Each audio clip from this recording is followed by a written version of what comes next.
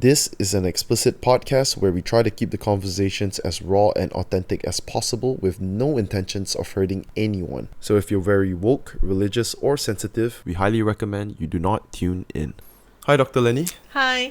Thanks so much for coming on the podcast. I've actually been a bit nervous plus excited because most of the podcasts that I've done before pretty much is more playful, and a lot of times it's just us talking shit, having fun with stand-up comics or MMA fighter. Or could you tell us a little bit about your qualifications and background? Okay. Well, I am a neurocounseling psychologist, and basically, a lot of people say, "What the hell is a neurocounseling psychologist?" Myself included. Basically, I study the mind, and I study how the mind works. I like to call myself one thing. I like to call myself a mind hacker. A mind hacker. So I like to hack minds. You know how people like to hack computers? Yeah. But I really like to hack minds. And so this has always been like a passion to me. So I started off getting very influenced by my grand aunt who was a medical doctor at that time during the war. And she was telling me that during the war there was no anesthesia. And so one of the ways that they used to do their surgery and everything was to use hypnosis. So that got me very interested from a very young age into how does the mind work here? And you know, when you're a kid and you manage to hypnotize somebody, it's like, wow, that is so interesting. And then it goes from there. So for the average person, right, they would assume so your forte right now is using hypnotherapy. No, right? my forte is using psychotherapy and counseling.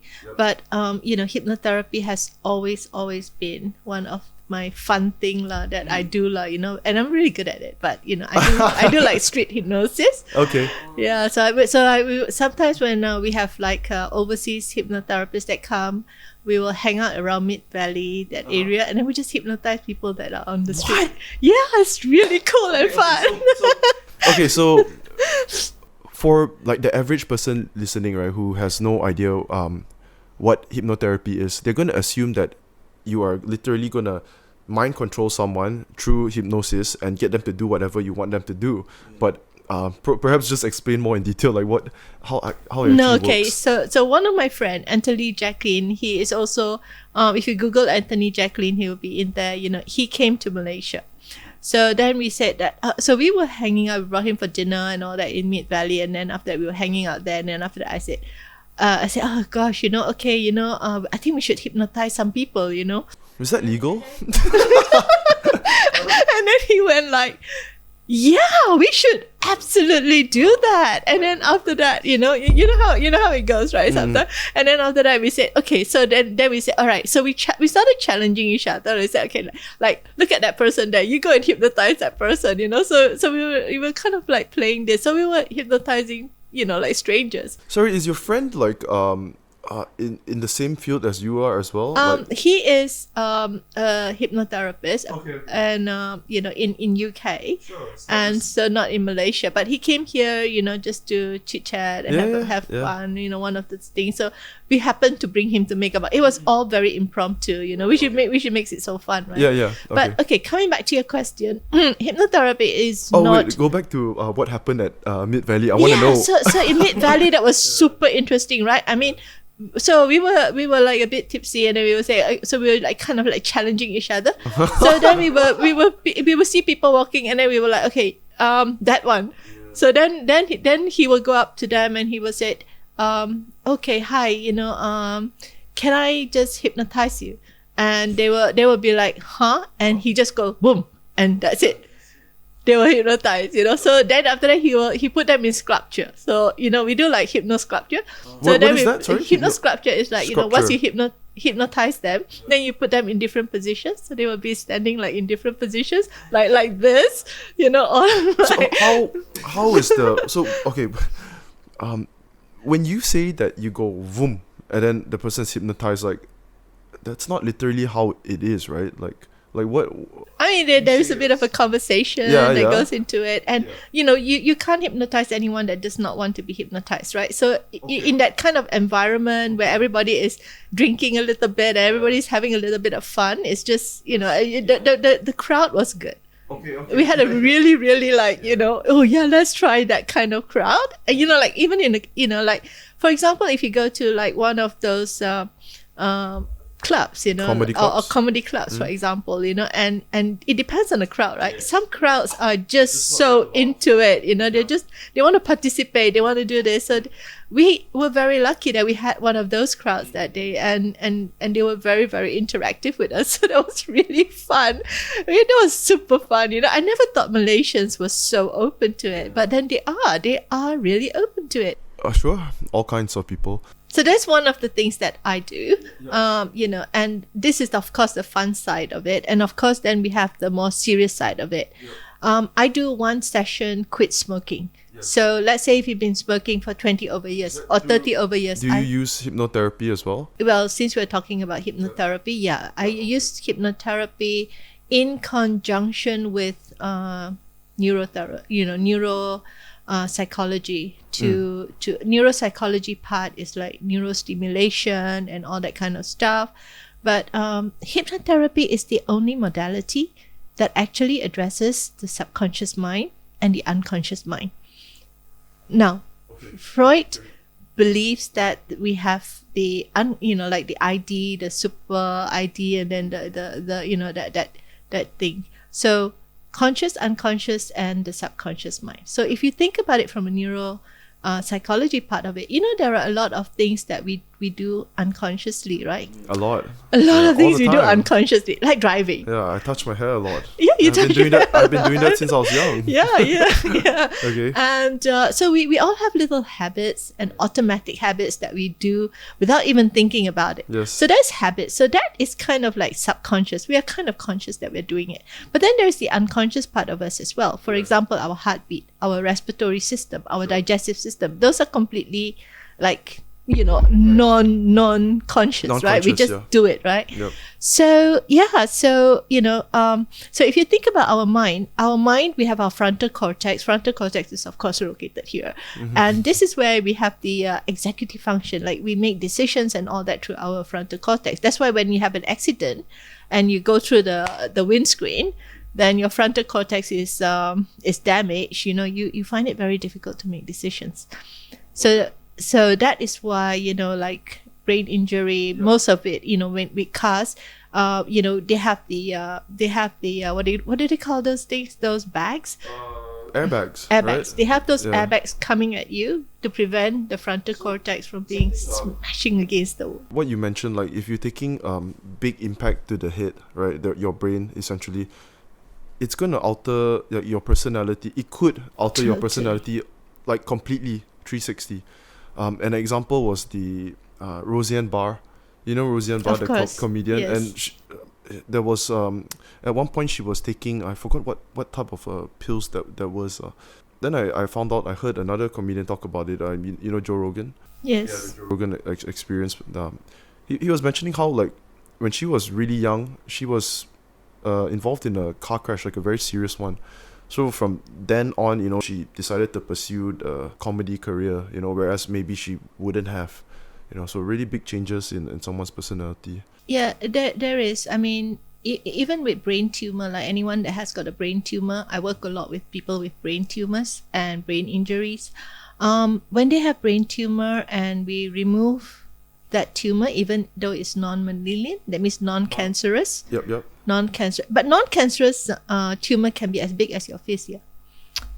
And they can be slow growing or they can be fast growing, but a lot of people actually are walking around, having a tumor in their head and not knowing that they have a tumor in their head. Except that occasionally they get this, this migraine. Can the tumor be non-detrimental to your brain? Like, could it just exist there, or it's most likely if something it's very, negative? very, very slow growing, you just leave it there. Like, you just leave it there. You don't even try to take it out or anything. You just leave it there if it's very, very, very slow growing. Sure. But if it's the size of a tennis ball or if it's very fast growing, well, I don't think you have a choice, right? You really need to take it out. And then when you take it out, it's impossible to take out the tumor without taking out part of your brain. Okay, so that's the reason why it would actually have a permanent effect on someone's psychology after the A operation. personality change. Yeah, the personality. You know, and even if there's no personality change, there will be a loss of confidence. Yeah, a This loss. is, you would say, for most cases, or 100%. I think for most cases. Is it because like kind of loss of the identity, like your identity? I think something gets lost. I don't think you can remove any part of your brain without losing something. Yeah, and our personality is so complex. You know, Yeah. I sometimes think that our personality is so.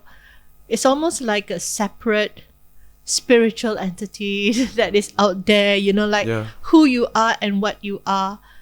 I mean, who you are in your head and who you are as a person can be so different. We were talking the other day about psychotic killers, right? Yes. That is one. That is one thing Oh, I'm that excited one would to be- get yeah. into. I've also read your near-death experience. Yeah. What do you call that? A journal? Is it? Yeah. So and then you talked about sort of a afterlife experience. You want to just talk a bit Yeah, about? sure. So in 2006, I had a freak accident and I literally broke my neck. My C4 completely shattered. And How did it happen? it's freak accident lah. You know, I was sitting on a Pilate ball. The ball rolled back. I hit the back, or you know, the door of the Yeah. cupboard in just the right way. The ball continued to roll, so the inertia of the ball rolling means that my entire body weight landed on my neck and just snapped my neck like a twig. You can literally hear it go, you know, like, and then that's, you know, that's the whole thing. Okay. So then, so after breaking my neck, you know, I had a near-death experience. Basically, I had to be revived back and all that, and then after that, the recovery and people ask me all the time, like, you know, what was the experience like and all that kind of things. Well, it's a near-death experience, you know. So, but one thing, I mean, I it's hard to really tell you what the experience is like, but I can only say that it's really beautiful. I didn't think that I went to hell, which is a good thing. Yeah. Yep. And Definitely. you know, and when I was over at the other side, so to speak, I brought back one insight with me, and that insight is that there was no concept of sins. Like, there was no concept of sin. It was surprising for me as well, because I come from you know, my mom is a very staunch Christian. Yep. My dad is very You grew spiritual. up in a Christian household. Yeah. Yeah. And so, you know, I mean, you know, the fact that there was no concept of sin was mind-boggling. And What do you mean exactly by, because like, let's say if someone were to kill another person, most, like, that's what a sin is to most people. What do you mean by there's no concept of sin? okay, so this is I mean, I don't want to go into a lot of details, but this is could, some of if the you need things to. that I could. Yeah. I okay. Yeah. So I found myself when I was dead, literally like a filament of light. And then I was this consciousness or this light that was going into this womb-like structure, like a female womb-like structure, you know. And in this womb-like structure, when I went in there, I realized that it was like a holding space. And there were a lot of people that was like in that in-between zone. And So there's a term for this. People use it like I forgot what's that word, but carry on. Yeah. okay, so everybody there looks like a filament, you know, like a little bit of light here.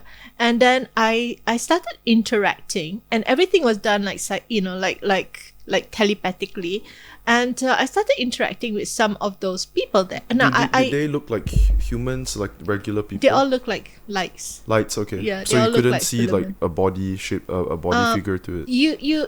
If you get to know them closer, I've got a machine in my office, and you know, in this machine, you know, it stimulates your neural pathways, and every dot of light is one thought.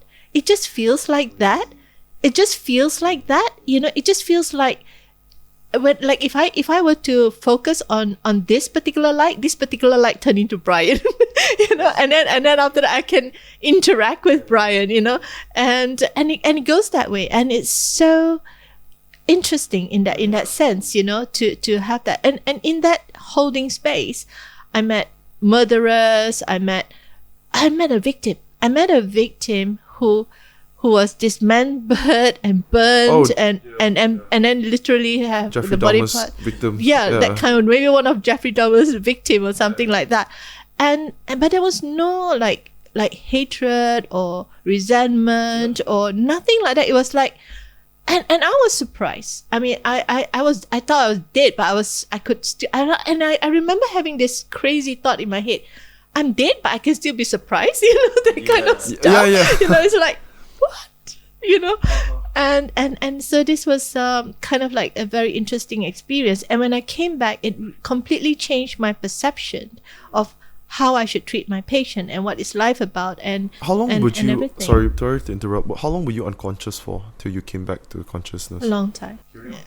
So that's pretty much the story, and that's where when I came back, I realized it just changes perception. It's such a life-changing experience, and I'm not gonna wish it on anyone, but of course. But I think everyone should go through one of these kind of spiritual enlightenment, I call it. Do you know anything about like dimethyltryptamine? The dimethyltryptamine, yes, DMT, of course, right? Ayahuasca, yeah, DMT, ayahuasca. Yeah. Actually, my buddy that does this podcast with me, he did a backpacking trip to South America. This was maybe 2019, right before COVID, and he did the whole experience, the ayahuasca experience, in the jungle with the shamans. I think that is so therapeutic. Have you tried it yourself personally? Not ayahuasca. I do want to go to South America to do it, but not the ayahuasca. But I have been working with some of the doctors, like Dr. Carlos. You can see him in my Facebook. And he has got like a center retreat there. He's a medical doctor, by the way. But he has been treating a lot of psychiatric disorders using ayahuasca, and I've been yeah, and I've been super interested. Can I just ask this? I mean, would be illegal, right, in Malaysia? Yeah, of course. So, but I mean, in their country, it's not illegal. It's just illegal here. Now, I thought your friend was here. Sorry. No. This is all in South America. Okay. Yeah. And so I've been following his research. Yep.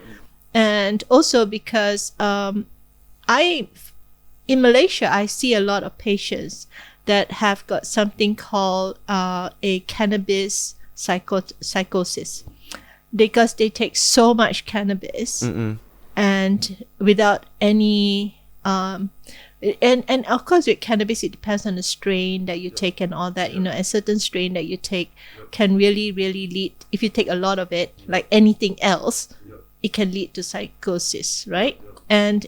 But people don't realize that if you take a lot of pharmaceutical medication, like if you take a lot of SSRI, you will get psychotic as well. You drink a lot of coffee. You drink a lot of coffee, you will get the shit. You might get lots of headaches and anxiety and all.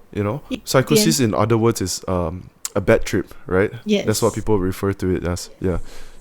So it's like the psychotic episode is like a terribly bad trip or bad tripping. Sure. But this tripping kind of go a bit long, and then other people who have never experienced it look at you and you look like you're super crazy, and sometimes they do get violent because they get super strong. They have all this hallucination and delusion and paranoia and all that. I'm sure yeah, in Australia. Yeah, it's not about the weed. The weed, I think cannabis is one of the most medicinal plant that we have, and it's a wonder. Yeah. For my cancer patient in Australia, oh my God, it's like godsend, and the cannabinoid pathways for pain is amazing, and cannabis actually has got a lot of benefits to it. I mean, look at all the research that comes out about anti-inflammatory, antioxidant. Where are you going to get it's endless. Yeah, literally endless. You're talking particularly about the CBD proponent, right? Not the THC. No, it depends, right? I mean, certain type of mental illness should be treated with both CBD and THC. Without the THC component, there's no effect. And you need to adjust. It depends on the individual. Yes, correct. Okay. And when it comes to this kind of natural therapy kind of thing, whether it's with ayahuasca or whether it's with DMT or anything else, we are talking about a bell curve. So we are looking for the sweet spot. Okay. If you hit your sweet spot, then the benefits is enormous, right? Yeah. So when it comes to this kind of drugs, Mother Nature has taught us to be moderate. That means you cannot go too little. Yep. Like if you take too little, no effect. Do you think there's Neither can you take too much. Is there a need to be concerned about like psychedelic treatments, like let's say negatives, which is what you mentioned? Let's say if you go past the sweet spot. Of course, but the cases where you go past the sweet spot, these people are no longer trying to self-medicate. Right. I mean, they're trying to self-medicate themselves, but in the wrong way. They're using it, more like for fun. They're not respecting the herb. Ayahuasca, I mean, and weed and or maybe even opium, all these natural plant-based hallucinogenics, you need to respect it. And by respecting it, you're going to get a lot out of it. Your intention in going in there must be a spiritual one. Like, for example, right? One of the most difficult to cure addiction is what? Smoking. Yeah. Smoking. Alcoholism. Alcoholism. Is alcoholism more so than smoking? Would you say? Yeah, so? it definitely. Yes. Okay. It is more difficult to treat alcoholics than to treat, say, a pothead. Let's say, so now I just want to get a better idea of what is defined as alcoholism. Let's say if someone drinks a beer a day, every day, does that define him as an alcoholic? Is he still functional? Yeah, he carries on with his life, so that's just him drinking, right? When we talk about alcoholism or any form of addiction, it means that person is now consumed with that particular addiction to the point where they are no longer functioning. It takes over his daily routines and they are unable to function normally. So that is addiction. I'm not an addict. Yeah. You're not an addict, thank God. Okay, Yeah. Alcoholism is one of the most difficult thing to resolve because it involves the liver. Okay. Fatty liver. So there's a physical issues that is correlated with that, and it involves blood sugar level, glucose.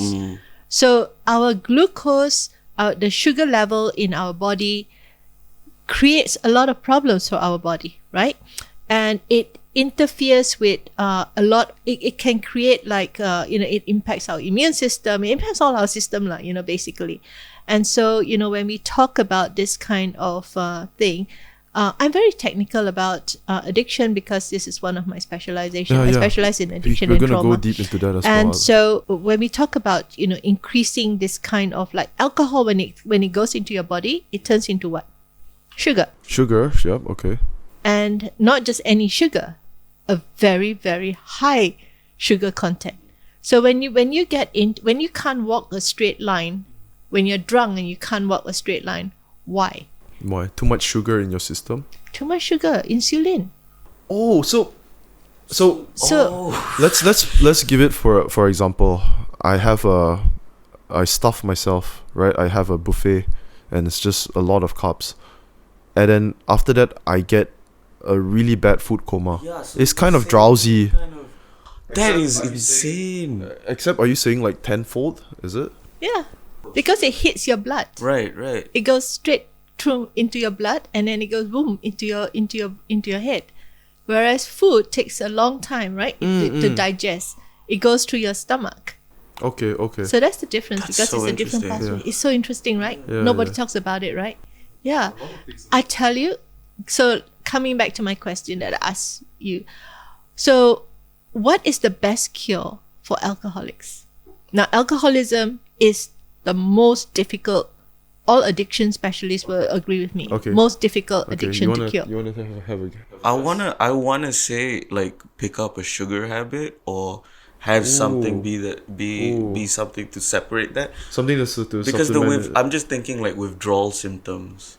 What do you have, Ryan? it depends. Like you talking about We're talking about drugs, immediate. right? Yeah. Oh, you're talking about an immediate. Because I don't think cold turkey is the idea. I feel like You can't. I can't. I don't think that's Nobody can. nobody can. Okay, yeah. So Okay. what is it? Can I jump in? Sure.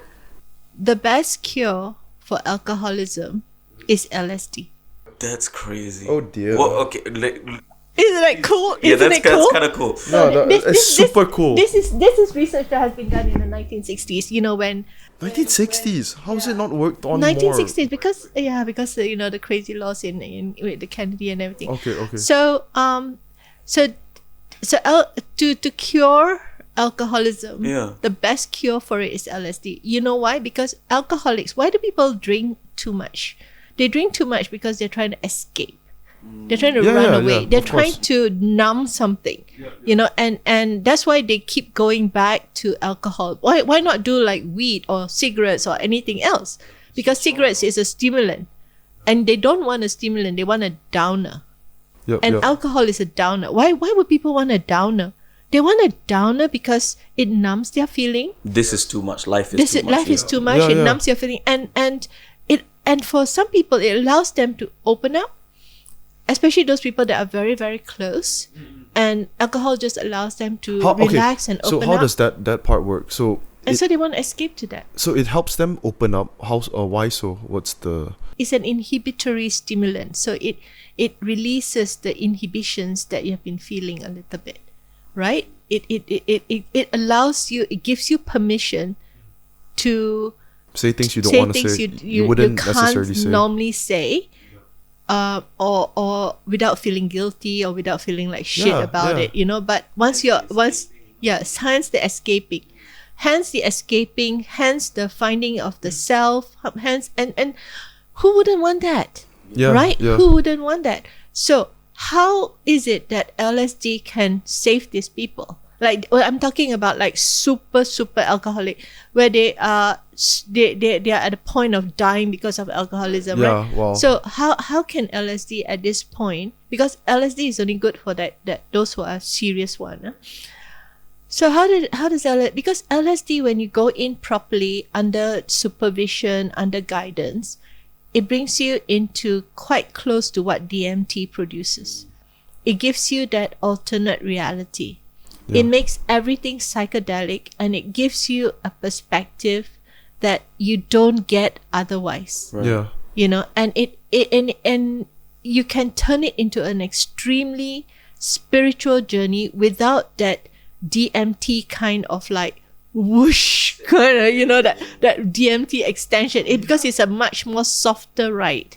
Okay. You know, so that's we have DMT in our bodies as well, right? So when you were, that's why it's like when I read your journal about the near-death experience, and you mentioned like basically you're in a third-person type of perspective. You're basically floating around, and you can see your body, right? You were saying that you could see your body on the hospital bed, and that is a very, very similar experience to anyone who has done DMT. And also because, you know, I always say that there is no bad death. That means nobody ever die in a bad way. People often die in a good way, and that's because there is only 2 times in your life when you will have a flood of oxytocin in your body and a flood of DMT. Okay. The first is when you're born. Oxytocin and DMT. Very potent thing. And then when you die. The DMT will be released. What is the other one? Oxytocin. Oxytocin is the love hormones, you know. Okay. It makes you without oxytocin, your mother will never born to you. Oh wow. Yeah. Without oxytocin, you will never be able to have a relationship with anyone. Because you just don't feel the. You don't know how to feel love. You don't know how to feel love. The concept, love is a concept. It's not a feeling. That is crazy. Yeah. So oxytocin makes you allows us to fall in love. Without oxytocin, we will never be able to fall in love. Of course, falling in love also includes pheromones, but that's a different topic. So can I ask then, is because Oxycontin is a oxytocin. Opiate. Yeah, oxytocin is the thing, but Oxycontin is an opiate as well. Yes. So is that maybe this is just by chance that they share the same name, but is that the same like feeling? Like from what I've read, opiate addicts talk about like the warmth in opiate, the warmth of feeling as if everything is going to be fine. Is it that kind of thing? It's like E. So it's just like a rush of endorphins, just like a rush of endorphins, but it's a little bit more than that. It gives you that spiritual bond. I see. It gives you that spiritual bond with a person. It makes you feel connected to that person in a way that you cannot describe. Like, how do you describe? Okay, I'm in love with that person. It's impossible, right? But you can feel it. And you want to do everything possible to be with that person, to be in the presence of that person. You know when you hear people talk about when you ask a heroin addict how it feels to take heroin, and they will tell you that it feels like a mother is hugging you with all her love, and that's the feeling that they crave. They want to go back to that. Do you have any idea, like, do you know much about like what's inside? A lot of the heroin, there's not many heroin addicts now compared to, say, maybe 20 or 30 years ago. Heroin is not the drug of choice at this moment. Because of how you use it, is it you got to inject? Possible because of the injection and all that, So heroin isn't really the drug of choice at this moment. But, the drug of choice now is more like for party, type of things. Yeah. And weed is coming back into prominence. And I think weed is cannabis is really good. As a medicine, but I really, and like Thailand now, you can just buy it in the 7-Eleven. So many right? friends going over there. You can just buy it in 7-Eleven these days. It's so cool. It's so cool. But I also worry that having it so accessible to everybody like that, whether there might be some sort of repercussion. Sure. But then, if you think about it, the Amsterdam experiment has proven that there are less addicts in Amsterdam than there are. Dutch people don't smoke weed. That's the thing that a lot of Dutch people, like when I meet them, they just bring it up. So this thing, right, like your worries, and you can keep on worrying about this for years to come, but the only way to find out is to apply it, and then we'll find out in time. Are you familiar with the channel Soft White Underbelly? No. So, I think you're gonna love this. Really? Okay. Oh, you know about it? I do know about it. Underbelly? He's a fan. Soft White Underbelly. Yes. So, reason why he named it that is because the soft white underbelly of an animal is one of the most vulnerable spots on its body. Touch it, yeah. So, the creator Mark Laita, he's had a career in like graphic photography, was fairly successful, and now he's devoted all his savings and money funded to this project, which is the Soft White Underbelly YouTube channel project. So, its focus is around Skid Row in Los Angeles. Is it Los Skid Angeles?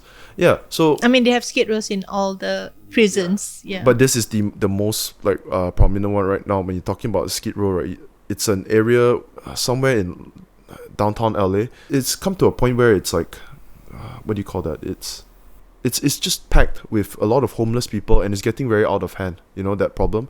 So he documented the homeless people, right? The ones that are all there struggling, with drug addictions and all. And when you listen to any of the interviews that he does with them, it ranges from like 15 to 40 minutes long, right?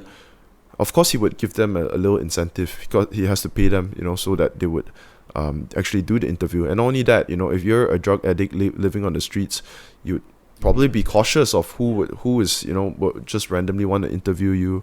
So the common denominator of all of these guys' stories, right, is... can I stop you here for a moment? Sure. We've been pulling the word drug addict quite a bit. Mm-hmm. Through my experience with addiction and everything, and I've got 30 over years experience as a clinical practitioner.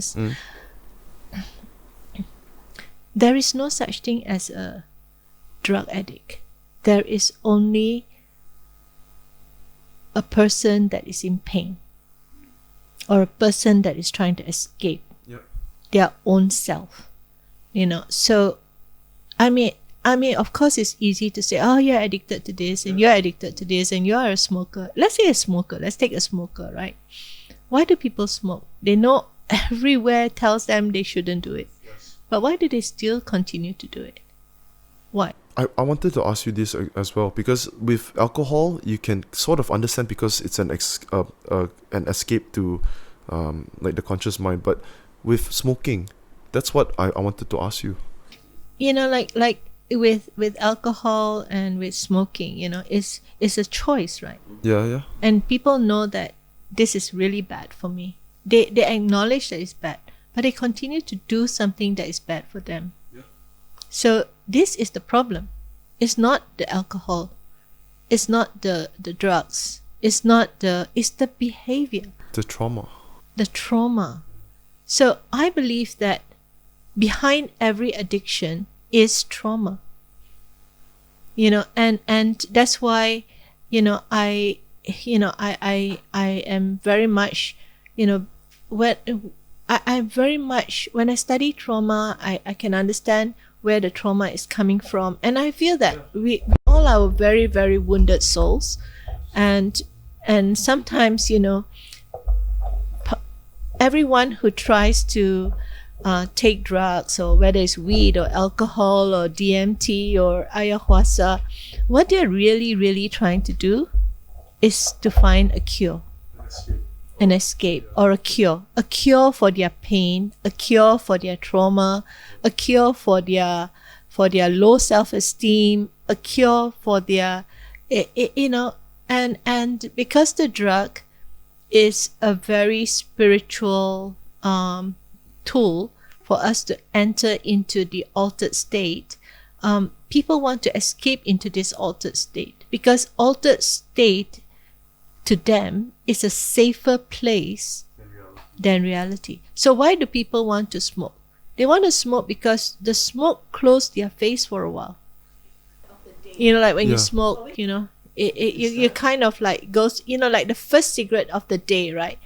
Always give you that little bit of high. I don't know whether you smoke. Yeah. That little bit of high, and then after that, and because you're smoking, you will find that your mind kind of go blank for a while. Like only just during a the shot, first, that first puff, it just kind of like just go blank a little bit, And Okay. even if you're stressed, it just feels calm, and we know that it doesn't, because it increases your palpitation, it increases your anxiety, but you feel calm. Isn't it strange that It's very strange. your ironic. body is being, which is a little bit like death. Yeah. Like when you're dying, you feel super calm. You feel super calm when you're dying, because you get the same kind of experience. Like your body might be palpitating, you might be sweating, you might be doing this, you might be doing that, but then when you're smoking a cigarette, everything seems fine. Because when your body goes into that fight or flight, And that's this what is happens. something that if you ask anyone who smoked for years and years, right, they would tell you. Then you ask them why they smoke. They would tell you that it's because of that first few puffs, and then you'll feel a head rush. They call it a head rush. They would know themselves. It's not something that they. I wouldn't say it's subconscious what they're actually trying to chase. They know it as well. But of course, deeper than that, they don't understand like why they keep going back to it. So just now I was talking about the Soft White Underbelly channel, right? So when asked the creator, so after interviewing many of the homeless people on Skid Row, someone interviewed Mark Loita, the guy's doing all these documentations, and asked him, so what is the solution, to the homeless problem over there? And he mentions that I'm not here to try and solve the problem because it's going to take generations to do so. He says that for him, what he is just hopefully trying to do is bring awareness to what's actually happening. And in his opinion, the simple answer is love. Because behind every addiction is trauma, and behind every trauma is probably a lack of love in some way, shape or form, right? Yeah, totally. I absolutely agree with Mark. I think I think a lot of us these days don't know how to love. We've got, our love is so intertwined with our ego, and is so intertwined with our expectations, that is so intertwined with Societal pressures. society's pressure and everything, that we don't know how to love. And the idea and the concept of unconditional love, that someone can just like us for no reason, is a damn scary process.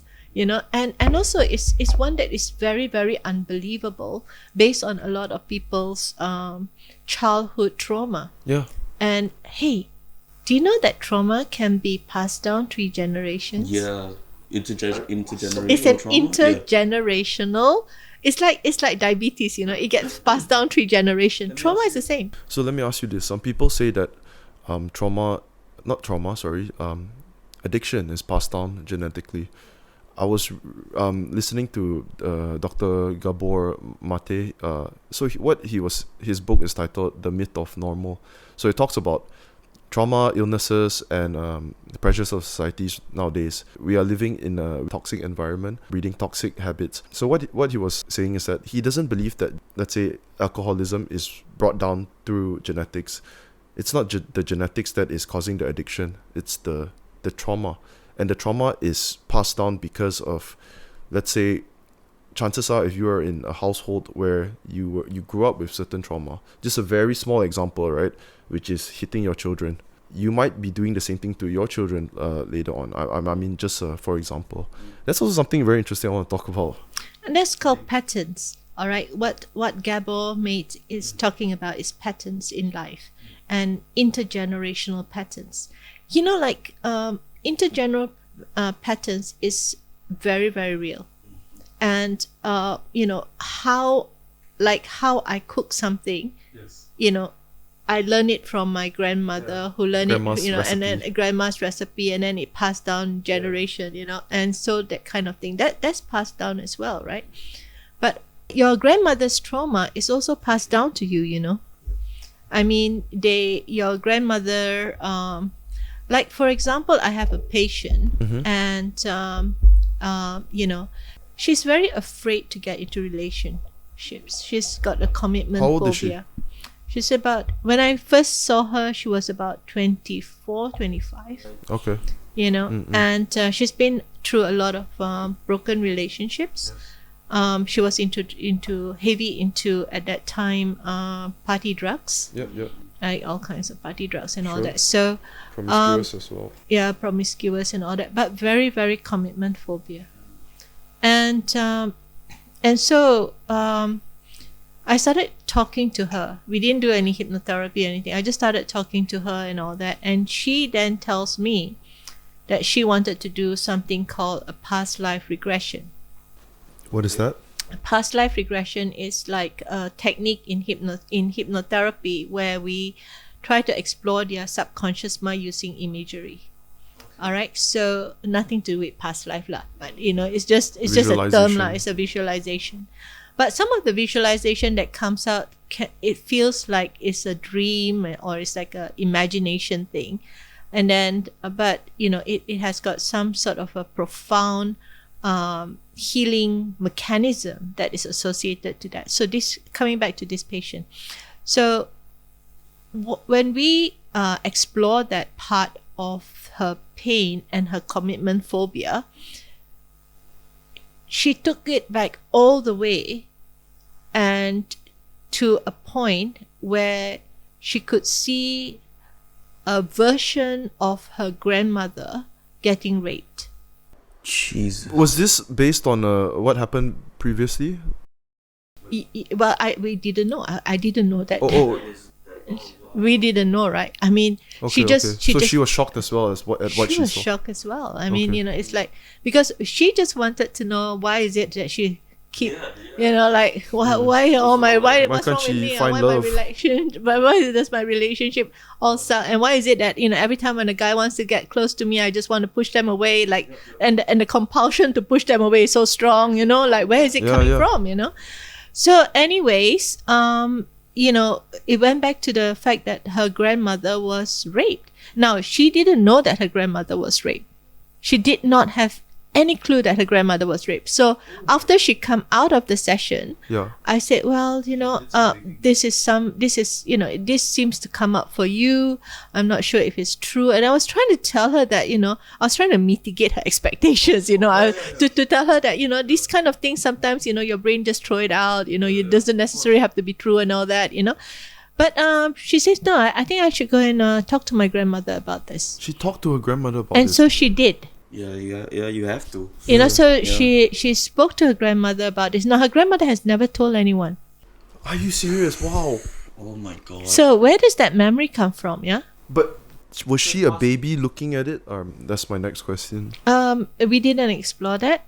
So It was like passed down trauma. it's like a passed down trauma. It's like a passed down memory that was somewhere in her, but she wasn't aware of it. It's not in her present experience, but you think about the impact that it has on her and the relationship. Yeah. It has been impacting her since the time that she was conceived, unknowingly. So that is the thing about the unconscious mind, right? It is such a library of information. It's like this huge cloud database, and it's got all these things, but you don't quite have access to it. But it has access. It influences you. Yeah. In indirect ways, or maybe even in this case direct ways. So after that incident, after she found out that then we did a lot of it is not you, it is that, and then now she's married with kids. That's incredible. You mean this patient of yours that was having trouble with relationships? Yeah. She's married now with kids. Okay, wow. So Which would never have happened, I can guarantee you, if we didn't do that session. So it's amazing sometimes how the mind works, and this is why it fascinates me. That's why I tell everybody, people say, "Oh, you're a psychologist." I say, "No, I'm a mind hacker. I hack minds." I've also always been fascinated, like since I was young, with like people. One thing that this is jumping into another topic, but one thing that I'm so fascinated by is manipulating, like mind manipulation from humans, like for example cults and for some reason even pyramid schemes, because I'm so fascinated with the fact that someone knows what they're doing and they're still doing it. Have you ever attended any of Anthony Robbins' workshop? I mean, sorry, Anthony, I've not attended it, but it costs about 17,000 USD Yeah. or so. I've seen it. Yeah. but my view on that is just that it's just like nowadays we see so many of it everywhere. It's very diluted already right now because online gurus are everywhere, or just life coaches is everywhere.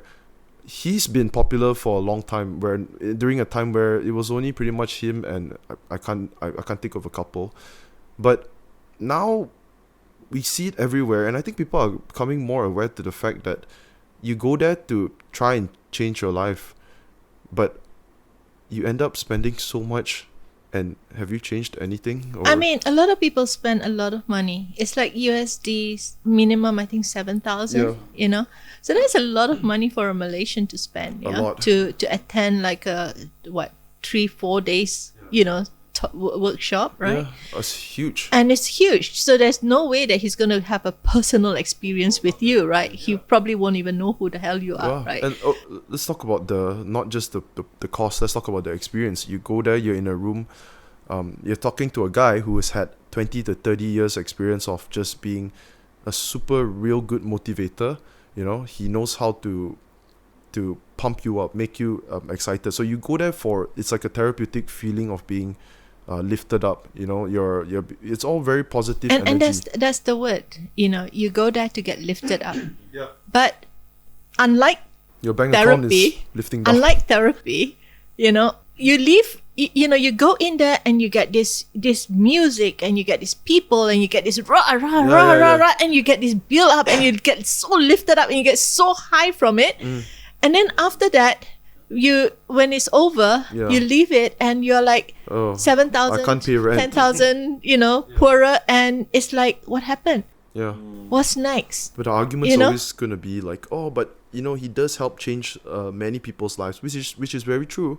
Yeah, it does. There's a lot of positive cases. So at the end of the day, it's about taking action. You can have all the theory that you want. You can have all the gung-ho-ness. You can have all the uplifting. You knowledge can as have well. all the knowledge. You can have everything. If you don't put it into action, it's useless. Yeah. You know, people used to say in my generation, knowledge is power. I don't know, you know. But to me, knowledge is, these days in Google, knowledge is like nothing if it's not applied. So if you want knowledge, you have to apply the knowledge. There's no point to say, oh, I'm so knowledgeable. And you know, you have a PhD for Stanford. So what? What do you know? Yeah, it doesn't affect. You know, it doesn't affect you as a person or, you know, your experience as a person or anything like that, right? So we try to be completely, in my sessions, I am completely neutral and non-judgmental about things. And I just kind of like flow with whatever it is that my patients are experiencing without, you know, saying that, oh, wow, you're crazy, man, that's psychotic, you know, or anything. And also because if you have done DMT and all that kind of stuff, you know that there is something that is kind of like beyond Something that you can't control. but it's there, you know, it's there, you know, like, you know, have you done DMT before? Have you done DMT before? I've done psychedelics, not DMT, no. LSD? Yep. So you've done LSD, so you know what it feels like and all that. How was the experience for you? I had a very good trip sitter. So you were in Amsterdam, right? Yes, I was in Amsterdam. Okay. And he was very knowledgeable. He was a very good trip sitter. And he basically, he walked me through it. He was like, you need to be in a comfortable space. You need to have control of the music because time dilates. If you get like uncomfortable, we move, we walk, we sit down, we do what we have to do. And it was very interesting because the bad trip, and even he said this, was that there's no such thing as a bad trip. There's difficult trips. There's no bad trips because ultimately it's your brain playing with itself, you know? So I had this experience of 20 minutes in, just the most horrible, like paralyzing, like I couldn't move. And I was, I think I was in a hospital or something like that. And I was in the basement and I was getting tortured. And it was crazy because I could feel, I could look, and like thought loops would happen. And then eventually I was like, wait, I've been here for so long, I can just move. And then that clicks. And then suddenly you go around and you're like, okay, I understand now. And I think when you're talking about the subconscious as well, it's like completely agree because it's like, it's a side of you that exists and does affect you, but you have not come into direct contact with. So I think a lot of people see that as like, oh, this is a bad trip. This is just going so bad because of all these things. But it's just a side of you that you haven't been honest with, you know. I think your guide is right. I think you had a wonderful guide, you know, because it is true. There is no such thing as bad trip, but there is a lot of things about deep therapeutic healing, a cathartic healing. Now, cathartic healing means that you have to go through the shit in order to come out the other side smelling like roses. And the stuff that you have to go through is so deeply inside of you. The fear, for example, in your case, is about your fear. Your fear of you know, people taking advantage of you. People taking advantage of you, your paranoia. So that was something that you must have had when you were a teenager, you know, but you have suppressed it. You have suppressed it well. You go around, you know, you put on your mask and you can interact with people and all that, but you haven't been able to go in there. And LSD takes you to those places and it forces you to look at yourself at that. You know, the most fun thing is ask them to look in the mirror. You know? Why? You know, oh my the God. idea of identity, and then you see your face like contort. Okay. Yeah, You mean when you use you can see your mask, you know, you can see all the masks that you wear just melting away one after another, after another, after another, after you saw another. that as well when you... I was told not to look in the mirror, but I did. Okay, because it can freak you out if you're not sure what's happening. It's yourself. It's yourself. It's yourself, and it's what you present. And then suddenly, that's just not the case anymore.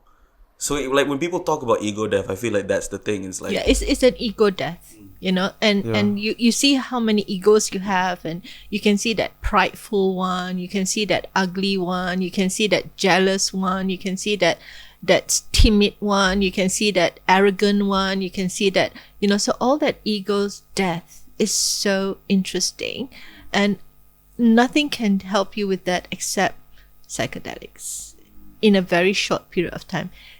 Imagine, 6 years of therapy condensed into 6 hours, like that. And ayahuasca, we talk about ayahuasca. Ayahuasca is like that as well. It's called the mother of therapy because but ayahuasca brings you into a very native, animalistic kind of thing, where you can see a lot of snakes and I can see the hieroglyphics on your wall, that kind of imagery is very and it makes you think back ayahuasca. then. It's very very primal. ayahuasca. It's very primal, but that's the imagery that you will see, and if you go in with the idea that These are ancestors.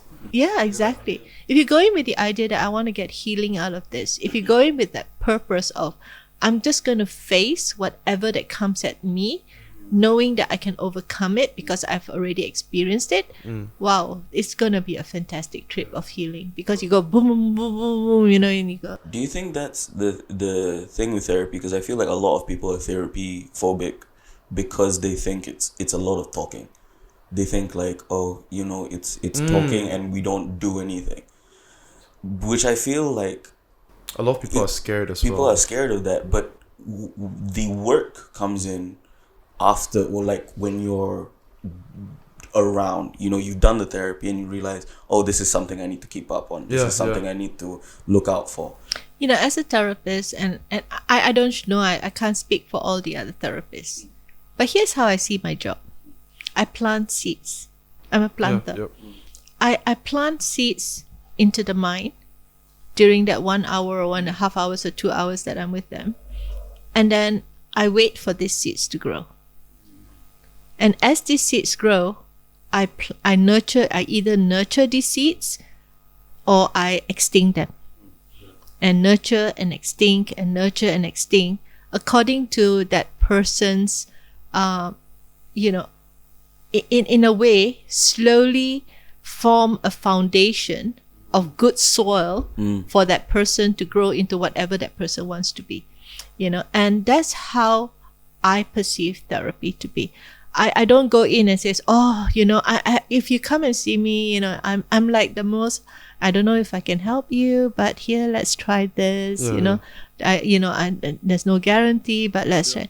But by doing so, by mitigating the expectations and just having fun, like sitting here talking to all of you. Yeah, it does wonders. It's just what does wonders for the brain, because you don't have to immediately expect the tree to grow. It won't. But you can plant the seeds and then you water it, you nurture it. But you must remember what seeds you plant. Yeah. And to what Irfan said also, like, let's say from the patient's perspective after therapy, it's like, you have the seed. Are you going to water your plant? Or are you going to carry on with just not watering your plant, which is working on your the issues that you have?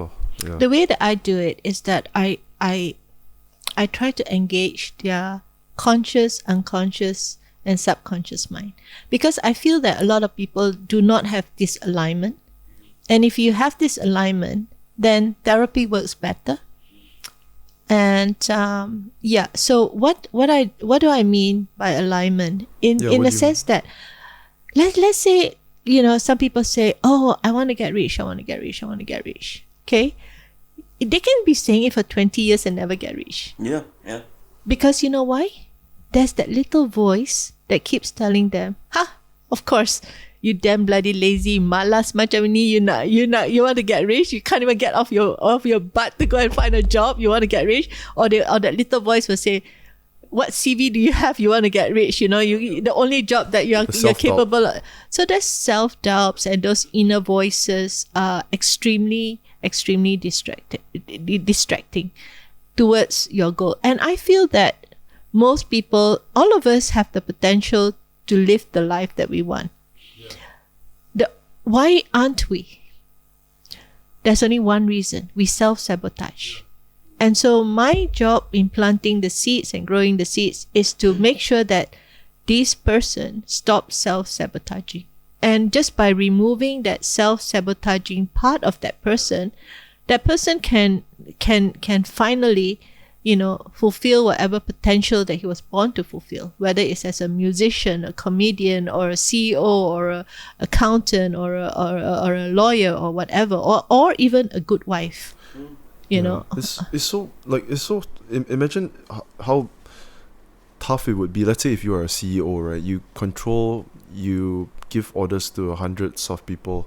A lot of people look up to you, and then you have a therapist come and tell you that all your issues that you have in your mind right now, all the problems that you have, or the reasons why you have anxiety or depression is all self-sabotaging. And then it really would hit your ego. You were to think like, but I'm someone who has done so much, how can it be that I'm the one that is who has caused all of this?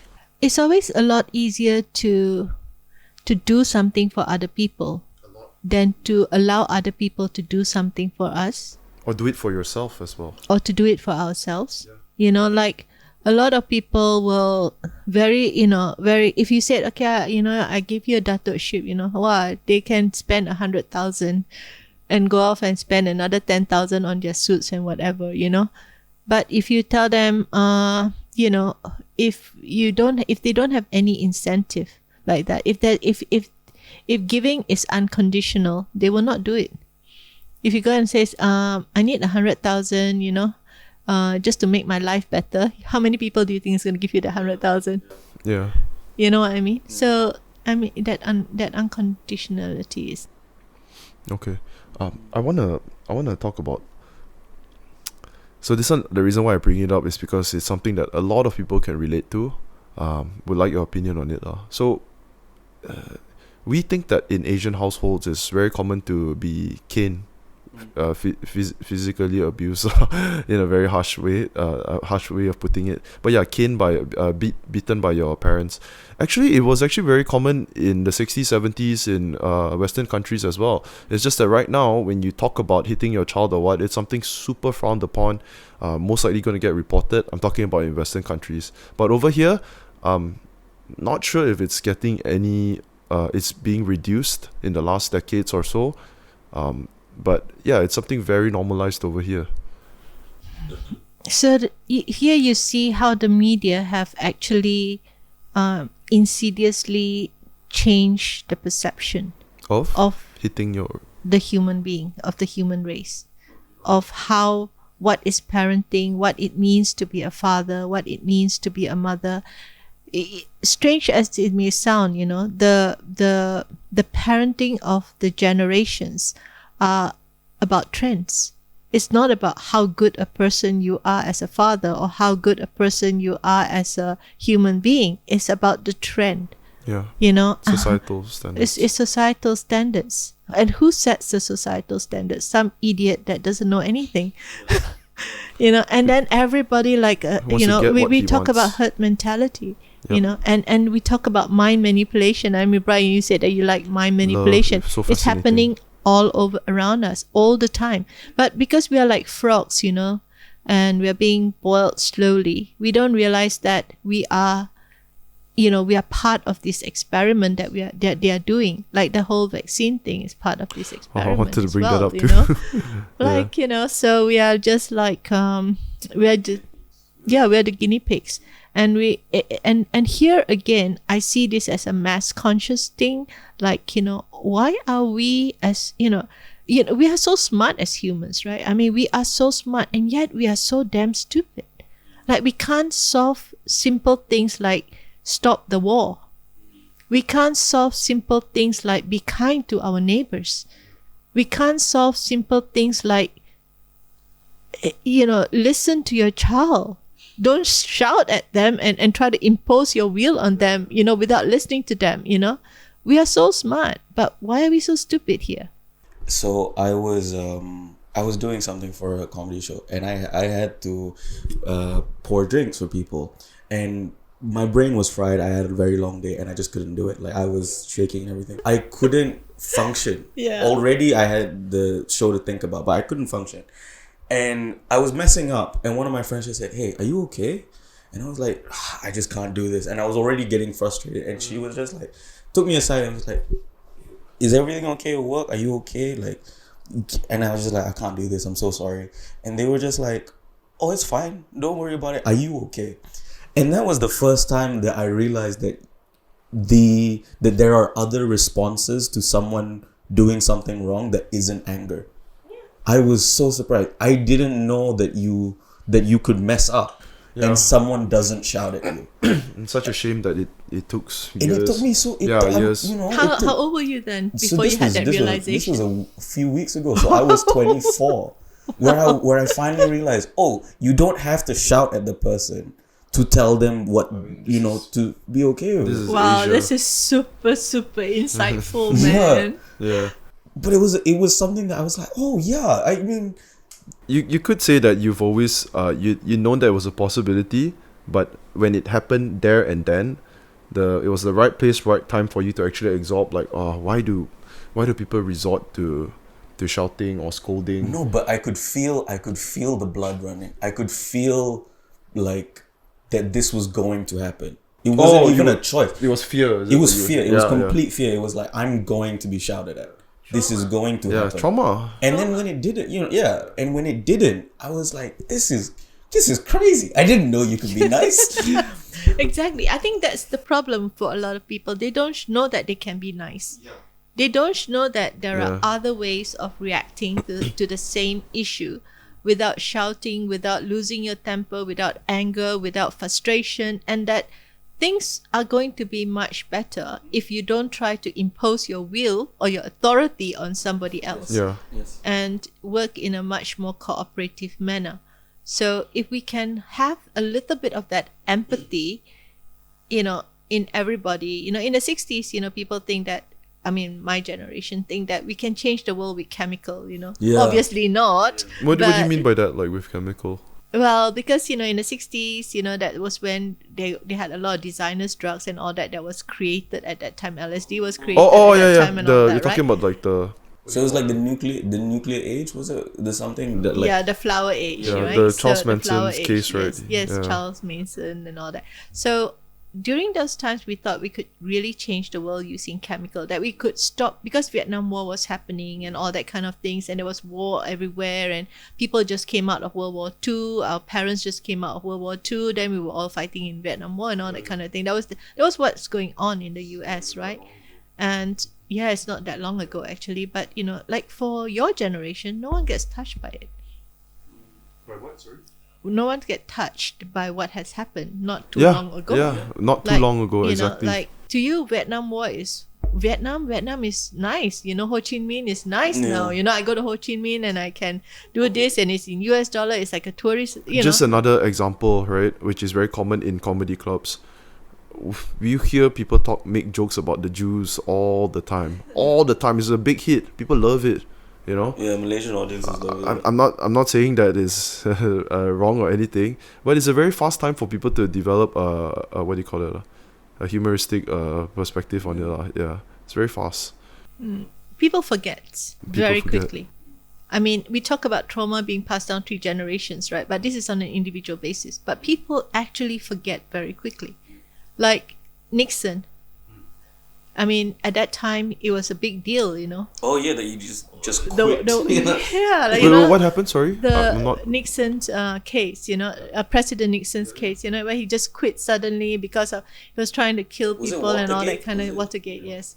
And so all those kind of things you can read up about it. It's historical. Yep. But he quit on live TV, if I'm not mistaken. Yeah. What's the main reason, or he got caught? He got caught. He got caught spying on people. Yeah. But then now you see, people say that the Clinton administration, they have got their list of things, Najib has got his list of things, but nobody really cares anymore. The sense of our moral compasses and all that. They care about the likes on their Instagram. And what is happening now is complete mass manipulation. We are taught not to think. Our Malaysian education system do not teach children to think. They teach children to accept authority and to adhere to authority. And if they don't accept authority because they're a little bit smarter, if they question authority, then what happens to them? They get broken. They get broken down. They get really broken down, not just by the school system, but Yeah. also by their own family members. And peers as well. And peers, yeah. You want to talk about a larger scale social media? What do you call that? That's in your homes as well. Yeah, like so at least with What do you call that? The silencing thing. I forgot. Silencing. No, I forgot. Like not silencing. Like something like ghosting. Like basically, your account is there, but they're purposefully not gonna push your videos, your content, because of the message that you're putting out, which is basically saying the things that a lot of people wouldn't dare to say. But I remember I put some funny posts up in Facebook, and then Facebook just cut me off on Facebook ad. What So was it about? I can't put anything on Facebook ad. Oh, something stupid. I can't remember even what it was. Something about birthday stuff.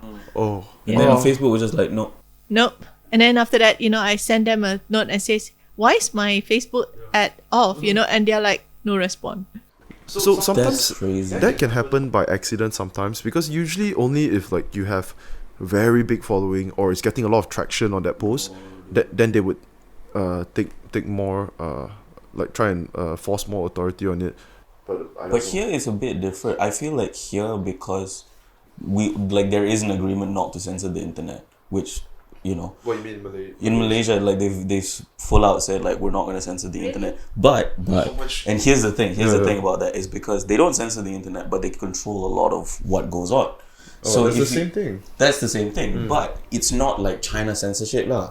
Of That's course the lah. thing. That's the China that's censorship, the level which is of like we ban these websites. You don't have access unless you have a VPN in China. Like you don't have access to the outside world. So they're not doing that, which is ultimately better. But it's also I think it's nice to see that there's a lot of people also using VPN. Yeah, dude. Yeah, it's nice to know that. But like that I think when you talk about mass manipulation, it is kind of crazy how base in our mental state a lot of these social media things are, because it's so immediate and it's on our phones, and it directly affects a part of a brain. I feel like that endorphin release when you get a like or when you get retweeted, and it makes you forget about the other stuff. The stuff that you don't see, because you just scroll through. So once you scroll, that thing has gone, and you go to the next thing. So do you think Like what the movie The Matrix, right? They talk about they were all walking around, and then they were seeing all these people, and then he says, all these people, they are not ready to get disconnected. yeah They are not ready to get disconnected. They want to stay connected because they are happy in their little fantasy, and you don't want to take them out of that fantasy. You want to keep them in that fantasy, because that fantasy is like a drug. As long as I'm on Facebook, I feel like I'm doing something. Like, it's like, what did you do the whole day? I was on posted- Facebook. I posted this and this and I this. got one person's Wow, attention. I got one person's attention. Whoa, that was super, super productive. Like, seriously? Yeah, but from that person's point, okay, one thing I want to say, like, for example, there was one video I posted, and then I've got a lot of hate comments. Basically, it's just they were calling me misogynist, and Really? a lot of people who didn't watch the full podcast, they just saw a clip, so they're throwing hate comments, and then I start to think, like, I thought it would never get to me, because I always thought that I would be in control. And then after, within the first day, there was hundreds of comments of like, you don't have parents, motherless, fatherless, and all calling me an asshole, everything, right? And then I start to realize, like, if I'm that person in that person's shoes, right, this is literally what happens. Sees my post, and then he types, and then he goes to the next one. He doesn't care. But at the same time, there's a lack of attachment. dude, at the same time, 27 years of my life I've been living, 28 years, why has no one ever said anything so mean to me in person? Not even close. I don't even know many people that dislike me. And, suddenly there's hundreds of them. and then like you start to learn that it's not the real world basically. Have you dealt with that more recently? I have a lot of patients who are like celebrities. Oh, okay, that's interesting. I have a lot of patients who are like You mean celebrities. Social media, Social influencers, and I mean like they're celebrities. They're Modern like day they're like celebrities. actress and actors and all that kind of stuff, right? And they get, a lot of the people that makes the comments, right? They don't know who these people are. Of course, yeah. They don't know who these people are. They just like, muka dia nampak macam bla bla bla bla bla. Dia macam ini, wah perempuan ini dia pakai macam tu, bla bla bla bla bla. All these hate comments, and they don't know this girl or this guy at all, So and toxic. and it's so toxic, and then I can just imagine them doing it. And then I've got on the other side, being a psychologist sometimes is very interesting. Now on the other side, I got this other side that is actually making the comments, because they got nothing fucking but to do, right? So they're making the comments. So they're just like, so I said, why would you make a They comment actually like told that? you they did that? Well, sometimes you scroll through, like you see it, Yeah, lah, that's because so interesting Facebook to- is shared, yeah. So then sometimes I said, wow, that is a very strong comment that you make. Why did you make it? He says, they would say oh, hari tu I was just feeling very annoyed about something. I thought I'll just throw it out sometime lah, So that's it. But to that person, it was super, super. It was Hurtful. super hurtful. It was mind-blowingly hurtful. But then to them, it was like, Just another thing. wow, I managed to get something viral. Yeah. Cool. So they're yeah. always trying to get on. They're trying to get attention, and maybe this is one of the ways that they get attention. And it's so funny to be on both sides and to understand it from both sides of the prison. What's also more interesting is like people who know very well that these comments are not real and there are people acting on impulse. They know it very well. They've dealt with it many times. But when the number of hate comments get larger and larger, it still affects them somehow, even though they know it's not real. It's just. I'll give you another example, right? I mean, I think Elon Musk is correct. When he bought over Twitter, he says, "Bloody hell!" More than half of these accounts are not real. They're all bots. Wow. So what happened is that, let's say if I want to change the mass media perspective, so I just post lah. I get the robots to post Oh my negative God. comments about you lah, and then the robot will go around and look for negative comments and then post and repost and post and repost and post and repost, and then they flood everything down. Yeah. And then suddenly you went from a good guy to a shitty, bloody, dirty, fucking, politician like that, So that's been happening all over the world, yeah. Dr. Lennie, this is my favorite podcast so far. By Really? the way, yeah. Why? So far, I don't know. I just love it. It's so interesting, so engaging. I mean, maybe I didn't laugh as much as the others, but it's okay. I love It's it. okay. Love it. We're having some serious discussion here, It doesn't even seem very serious. I'm enjoying everything. Yeah. And and that's what most of the Twitter is all about, and the same with Facebook and Instagram and everything. It's just robots. It's just robots. I hired people acting like robots. Yeah, I hired like a social media SEO thing for To help out my with your company's thing, business. to help out with the posting and all that. And they just posting, they just keep posting, and I'm just amazed at the automation of it. Pop, pop, pop, pop, pop. And then if you say this, then this is the post that will come to you. If you say this is the post that will come to you. You're not talking about hiring a person. No. It's like a company, a team that they do I this. They see, do this okay. program. But it's a that, person also posting, right? Or no, they have a Robot. computerized. What? That is insane. Wait, are you talking like, let's say for example, your 360 wellness hub? Oh, okay. yeah, but I mean the comments. I'm talking about the comments, right? So the comments and all that. It's just Okay. it's okay. just it's just automated. Oh shit. Yeah, and so it's the same. Like when I see with with Twitter, and it's like, one of the most psychologically interesting, social media, I should say, attack that I've seen was with Donald Trump's thing. Okay. And how the Democrats use the social media and the automation of the robots to destroy his campaign was super interesting. Yeah. Super interesting. And that's how far technology has come. Yeah. And could be happening right here as well. We wouldn't know. Oops. Do you mind? I really need to pee. Okay, I've always sure. told myself, you can hold it. Well, a lot of people are addicted to painkillers and antidepressants, and we have been giving out Ritalin to young people, like candies, literally. And I have this thing against Ritalin. I mean, the pharmaceutical company would kill me. But I have this thing against Ritalin because one of the side effects of Ritalin is suicidal tendency, So I had this really, really wonderful chap who is young, very promising kid, and come from a great family, and he literally killed himself because his mom didn't want to give him the Ritalin because he was addicted to Ritalin, so he hung himself because of that.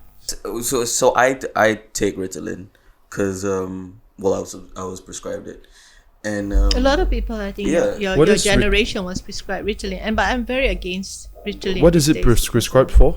I got it from ADHD. ADHD. I wanted to bring that up as well because ADHD. I can't confirm that I have ADHD, but I've always had trouble just sitting still, right? Always. It's not easy for me, especially even in school. I would have to read a paragraph many more times as compared to my friends to memorize. Like, let's say for sejarah, in the movies, I feel like it's torture. Unless I'm next to my friend and we're talking and laughing, I feel like it's torture, or I'll fall asleep. And mostly I will fall asleep because I'm eating popcorn. You might want to go to the 360 website and do the ADHD for adults test there. There's an online test. There's an online test that you might want to do to see if you have ADHD. I got a friend recently, he is in his 30s and he just discovered that he has got ADHD, and he's like, oh my God, I have ADHD, and that explains everything. It explains why I can't focus. It explains why I cannot, I can't, I jump around, and why my mind goes maniac sometimes and then go hype, and then or nothing, So it explains so much, But then again, that's just a terminology. But what really comes down to it is that maybe these people, they need to readjust their neurotransmitters. And that's what we try to do. I believe in the HPA axis having a very, very big influence on a lot of things like ADHD, autism, all this kind of stuff. What was that? Sorry, you said HPA. What is that? The HPA axis is the hypothalamus pituitary axis. So what it does is that is that part of the brain thing in your CNS. CNS stands for central nervous system. Yep. So it's part of the endocrine system, and the hormones that are given out, and no one has ever looked at it from a molecular perspective. And that's why I think how experience kind of when you get more experience as a therapist or as a comedian and all that, you tend to do things in a much more efficient way. And I think I've reached that stage. Hopefully I have, after so many years. Reached that stage where I can kind of like cut through the bullshit. It's like, oh God, okay, all that is bullshit. Just cut through all the bullshit, and let's just get to the point, and let's just get you fixed up and just get you moving, And I think that kind of perspective is really important, and that's why I'm quite anti the idea of long-term therapy or prescription medicine. A big talking point is the prescription of Adderall to children in the States, right? Pharmaceutical companies promote it. So I heard this on Joe Rogan as well. He was talking about watching this really disgusting advertisement where it shows a kid who is really down, like zombie-like in class. He just can't pay attention, and he wants to go outside of class and play, right? And then you take Adderall, ta-da! And then after that, the kid is a grade A student. He's the best student in the class, and he's like a poster boy. And he says that it's so misleading because so many things that you would have to worry about, but they don't know. Just put it this way, what are you doing in school? In school, you're learning about things where you perhaps might have an interest in or might not at all. Who knows? But what you are doing is you're supposed to listen to someone, and what if you are not interested? You're supposed to stay focused. Well, not many people can do that, first of all. And the idea that, okay, if you can't focus, take a drug. And that's the thing, I think we rely too much on chemical, and I blame that on my generation, actually. And and all the experiments on the Jews that was done during the wars, and we had a lot of information from there on the mind and everything. Oh yeah. But lobotomy, for example. What is lobotomy? Lobotomy is where let's say if you are behaving a bit crazy, like you are very, very resistant to an idea where you don't listen to your parents, so your parents send you to this psychiatrist who will do a lobotomy on you. That means take out part of your brain so that you become like a zombie. Bro, what? I've seen videos I've seen people after lobotomies. It's like the light from their eyes are gone. Wait, no, It's wait. crazy. When you say you've seen people, you mean No, I mean like online? Online now. This was 1950s. 1950s, 1960s. So can these people carry on living? They can. Yeah, they're surviving now. They can talk, but there's no more personality. Sometimes they stop mid sentence. Sometimes They got no more personality. So what happened to those people? Eventually, they died. Or? Of course, they die like normal. They have okay, normal. they die. They live a normal life, but they're just. They don't live a normal life. Sorry, not live a normal life. They live a normal lifespan, but they're just a shell of themselves. Oh, I didn't know about that. That went on for years. Years. Yeah, Oh. and we had thousands of people. What was the reason why they did that? Because they wanted to cure these people of their bad attitude. What was their bad attitude? Dude, it could be emotion. I Don't Like want to listen to you. Smoke a lot. Promiscuous. I saw I think Oh my god. I want to say like mother-in-law or something like that. She lost her husband and obviously was grieving, but the son couldn't take it, so sent the mother to get a lobotomy, and she like. The son couldn't take it, or so she was living with the son. So Yeah, she yeah. was living with the son yeah. after the husband died. What the fuck? And she was, staying in a room, like obvious signs of depression, obvious signs of grief. Yeah. Of course, it's just very natural. He couldn't take it, so he just sent her, and she agreed. And the interview that was done after, she couldn't complete sentences. There were parts of her, like, it was as if someone had just taken something. They and it was take just away the gone. personality. Yeah. They take away the personality of the person. Now we see them when we remove brain tumor, part of the personality get taken away. So you're no longer who you are. And depending on the part of the brain, because we have mapped the entire brain, so we know like, okay, if I press this part of your brain, your hands will move. If I press this part of your brain, your leg will kick. If I press this part of your brain, you go blind. If I press this part of your brain, so we pretty much mapped out the entire brain already. But this was pre-mapping. Lobotomy means they take out the vessel part here. This really reminds me of one of the cases in Jeffrey Dahmer. Did you actually look into that? Yeah, are you talking about a time when he drill a hole in Yeah. their head and pour hydrochloric Okay, acid before- inside it and then think that they're going to live? Yeah. Sorry, but before we get into that, right? I want to bring up a quote as well. Also, guys, I forgot to do this at the start, but if you guys are enjoying this conversation so far, which I totally am, literally, I didn't know what to expect, okay? Nervous, excited. I've always wanted to have deep, serious conversations, but of course, your first time doing it is going to be a bit nerve-wracking, but I love it, and there's going to be many more of this. So yeah, if you guys enjoyed, hit the subscribe button below, leave your thoughts in the comments. I'll try my best to reply to everyone, and I appreciate your support. Enjoy. Okay, so what I wanted to bring up is, before we get into the Jeffrey Dahmer, because I that's super interesting already. Okay, anyways, are you familiar with Andrew Tate? Andrew The most Tate. viral and hated person, that's what they are pushing the narrative on him as, right? So he's got very controversial quotes. people would call him misogynist and all. But the majority of people... So anyways, this is his quote on depression. More men suffer from depression than females because men's life is tougher than a female's. The acceptance of depression in today's world is at a point where it's almost promoted that it's absolutely insane. Feeling depressed is real because that's a biological evolutionary trigger for you to change something about your life. But he doesn't believe that depression is a legit clinical illness. What are your thoughts about that? I think we all get sad sometimes, and it's okay to be sad. It's okay to be unhappy. It's okay to feel.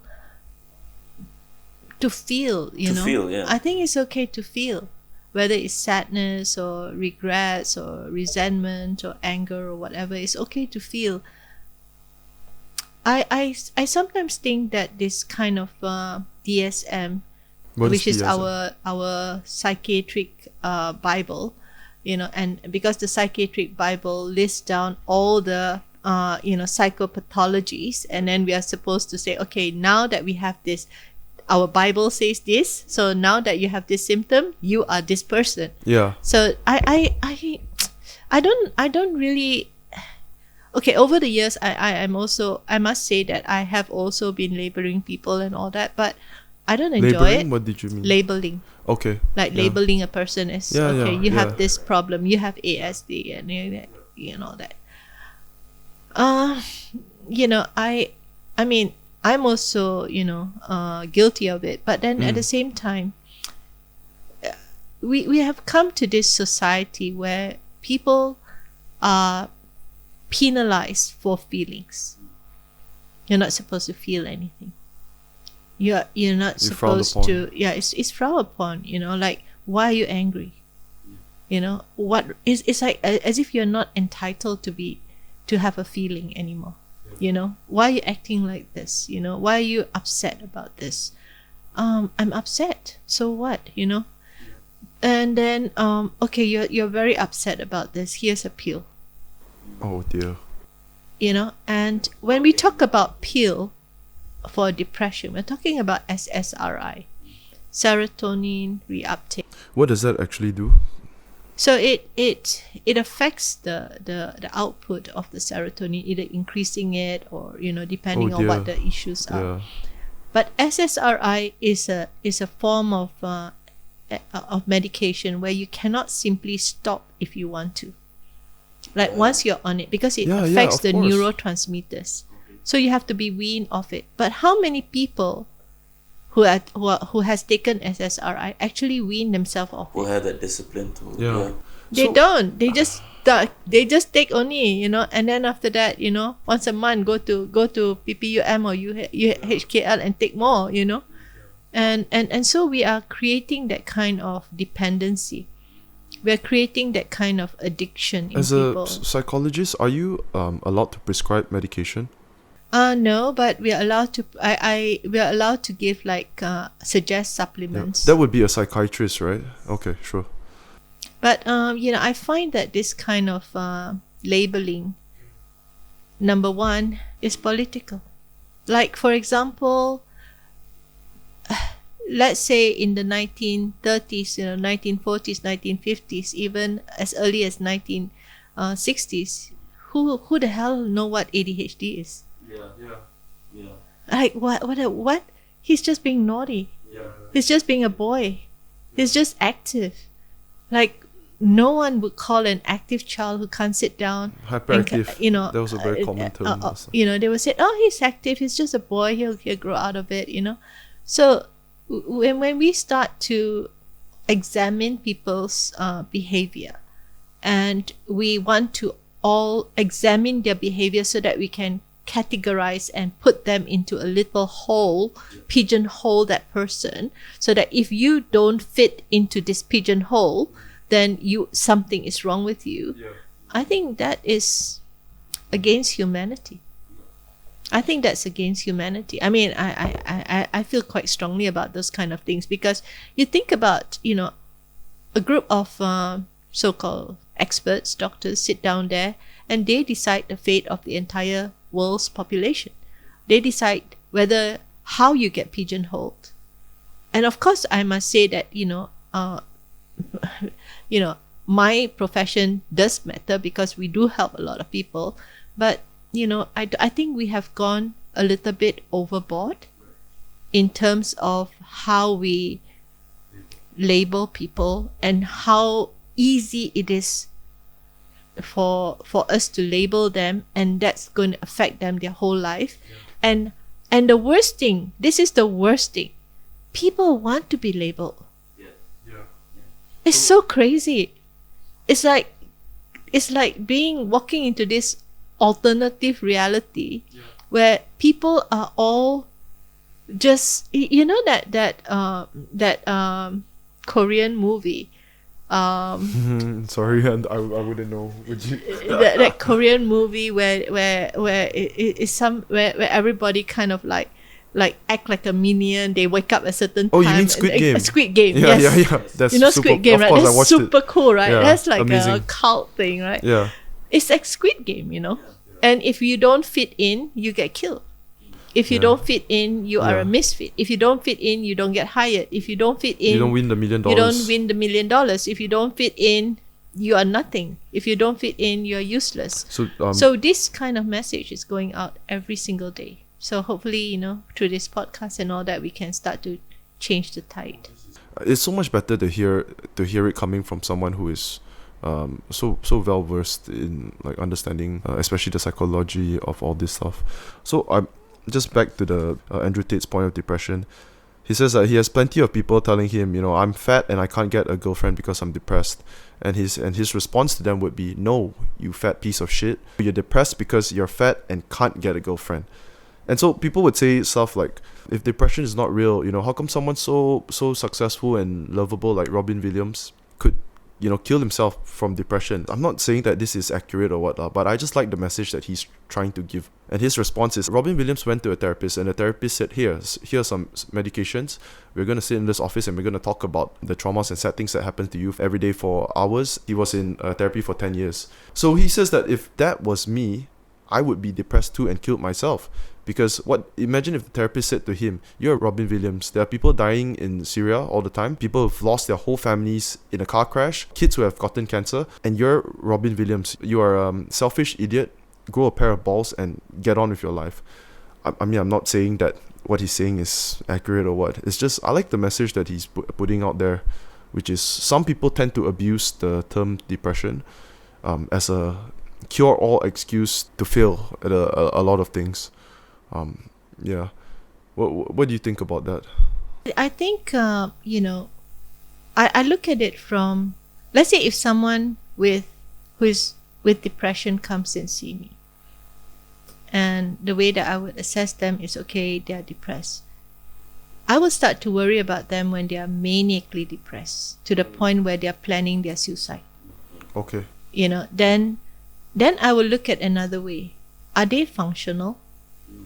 Is their sadness affecting the quality of their life? I wouldn't look at it from the normal, like, oh, you're depressed. Here's an SSRI. Here is a Xanax. Here is a Valium. Here is something. I wouldn't look at it from that perspective. Maybe because I'm a psychologist and not a psychiatrist. But even if I were a psychiatrist, I mean, they say that psychiatrist is a pseudoscience, right? All again an experiment, right? The drugs is conflicting with the money, right? If you're a psychiatrist, the drugs is good. I mean, I like Panadol is great, for a headache, and the drug is a temporary measure. But at the end of the day, we really have to go down to the person and to find out what exactly is going on with this person. I see you smiling. Yeah, because I'm happy about having this conversation. Because it really has to be, it's not a cookie cutter thing. Because humans are not cookie cutters. Like, I might be depressed because someone talks shit about me in social media. Whereas, and you might have people talk shit about you every day in social media, and you're like, because why? Because my perception, the value that I put in what I hear from the social media, and the value that you assign to those things are very different. So if I assign a very high value, if let's say if like a lot of people, right, especially the youngsters, they put a lot of value in what their parents tell them. Like, if the parents tell them that, they are a piece of shit, they really believe that they are a piece of shit, right? I mean, Asian households, yeah, Asian household, like you're useless, you see your so and so cousin has done this and this and this, and you are like, you are like you. And what the hell is a blogger? What is a blogger? What kind of stupid thing is that? It's crazy how the things that I've heard my parents say when I was young, I still think about it, and I know it means nothing, but it still comes out, like it comes out when you're vulnerable. I'm like, it comes out every time when you're vulnerable. So those kind of things as children, we take them literally. And and parents, they and not just parents, I mean everybody in society, we just run our mouth without caring about the impact that it has on other people. That's why I say that our society is not kind, and we're not empathic, and we're not sensitive to other people's needs. So whatever that ails me might not ail you. So how can both of us be taking the same bloody drugs? What causes your sadness and what causes my sadness is two different things. What is the name of the drug again? SSRI. SSRI. Okay. And that's the standard. Clonazepam, all the pan thing, or all the pine things. Those are the ones. Yeah, the benzoids. Okay. I really think that we need to go back to the basics and look at community and family and human being as individuals, and not as not as an industrialized cookie cutter factory of churning out. You think about this. When Einstein was in university, did he have to go through like foundation in science and or does he have to go through like bachelor or masters or thing? No way. Zero. No such thing. They just go straight into research, right? Imagine if Tesla doesn't have a PhD, but you just do what interests you. But we don't have that system anymore to support that. So now you have to go through all these stages, and now it's so easy to get a PhD. It's like, oh really?